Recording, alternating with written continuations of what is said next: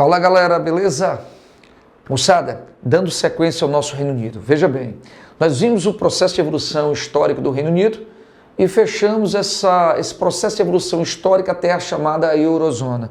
O que acontece do século XXI para cá com essa nossa União Europeia? Primeiramente, a gente vai entender um tratado de Nice. Lembremos, a Guerra Fria termina em 1991 com o fim da União Soviética e perceberemos nos anos 90 uma transição do antigo leste para o capitalismo. E muitos desses países do antigo leste passam a ter interesses na inserção da União Europeia. Então, entre 2001 e 2003, é assinado um tratado entre os membros da União Europeia chamado de Tratado de Nice. E por esse Tratado de Nice, permite-se o alargamento do bloco com a entrada dos países do antigo leste europeu. Então, diante desse Tratado de Nice, em 2005, a gente vai ver 10 novos países do antigo leste europeu sendo inseridos, finalmente, no bloco econômico. República Tcheca, Eslováquia, Eslovênia, Estônia, Letônia, Lituânia, Chipre, Malta, a Hungria e a Polônia se inserem nisso. Nessa brincadeirinha, nesse momento, nós teremos simplesmente 25 países integrando o bloco econômico. Perfeito?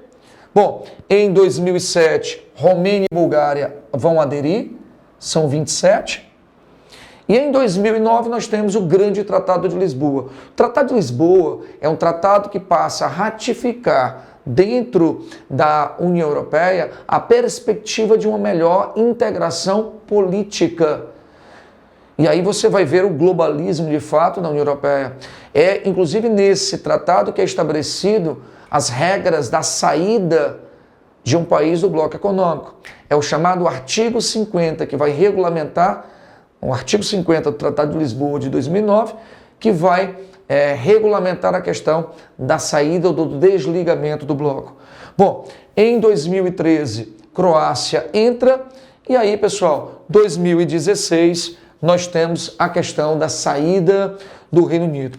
Eu queria só te dizer que isso aqui não foi a primeira vez que isso aconteceu. Não sei se vocês lembram, mas em 2009, diante da crise dessa Espanha, sugeriu-se o desligamento da Grécia do bloco econômico, tá? Era o Brexit, tá? E em 75, 2 anos após a inserção do Reino Unido, houve um referendo no Reino Unido para saber se haveria ou não a perspectiva de continuidade do Reino Unido naquela ocasião, ou seja, 45 anos atrás, para saber se ela queria ou não seguir. Naquela ocasião, eles optaram por prosseguir na integração. Só que em 2016, em junho, a população foi chamada às urnas e 52% da população disse não, nós não queremos seguir com a União Europeia. Então, eles confirmam, né, o chamado Brexit, a chamada saída do Reino Unido do bloco econômico. Mas, Fernandes, o que é o Reino Unido? Reino Unido é a união de 2 grandes ilhas, da ilha britânica ou Bretã, País de Gales, Escócia e Inglaterra, mais a ilha irlandesa, Irlanda do Norte e Irlanda do Sul. Tudo bem? É preciso que a gente diga que a Irlanda do Sul se desligará do Reino Unido em 1922, né? O movimento nacionalista sul-irlandês de base católica, tá? Confirmada pelos britânicos em 48. Então a Irlanda do Sul se desliga do Reino Unido, mas permanece no Reino Unido a Irlanda do Norte, País de Gales, Escócia e Inglaterra. E se eu lembrar a vocês que em 73 quem entrou na União Europeia foi o Reino Unido. Então os 4 entraram juntos. Tudo bem? Então, como houve o referendo e 52% da população disse que queria sair, os 4 estão deixando a União Europeia. E aí vem um detalhe. Mas quem foram, né, as pessoas que foram às urnas, qual é o perfil dessas pessoas que votaram favoravelmente à saída? Nacionalistas. Pessoas mais velhas, de base nacionalista, né, e pessoas de base de linha ideológica mais conservadora.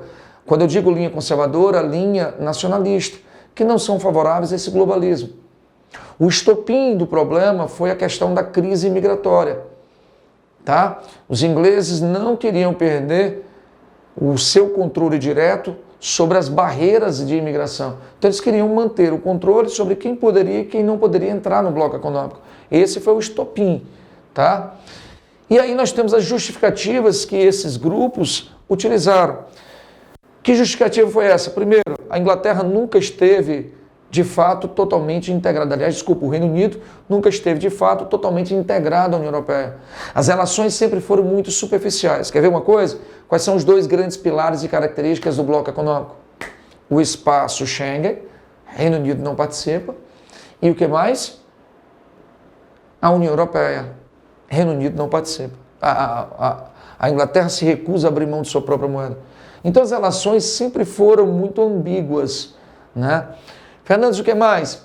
A Inglaterra, ela alega que faz grandes investimentos há muito tempo no bloco e que o retorno, né, não foi o esperado, ou seja, as expectativas da população diante da integração não foram confirmadas. Isso justificaria, portanto, a saída. E, claro, a crise dos refugiados, como eu disse, foi o grande estopim. A questão da perda da autonomia sobre quem poderia ou não, certo? Entrar no país. Foi até a crise travada com a Alemanha da Angela Merkel, tá? E para a gente finalizar, pessoal, embora em 2016 nós tivéssemos tido em junho o referendo, pelo Tratado de Lisboa, no artigo 50, a população disse que queria sair. Essa decisão da população teria que ser referendada, certo? Pelo parlamento. Isso foi feito em 2017 e a partir daí teríamos 2 anos de negociação para que houvesse a saída. Esse prazo terminou em 2019 e não foi concretizado. É tanto que nós tivemos a queda de Theresa May e aí a entrada de Boris Johnson, o cara mais conservador. Resultado disso, janeiro de 2020, está confirmada a saída de fato do Reino Unido da União Europeia. Tá? Então esse ano eles vão complementar esse processo. Fernandes, existem riscos? Sim. Além dos 30 bilhões de dólares de indenização que o Reino Unido vai fazer à União Europeia, existem riscos de empresas deixarem o Reino Unido, porque eles vão perder as vantagens tarifárias que a região tinha com o bloco econômico. Beleza, moçada?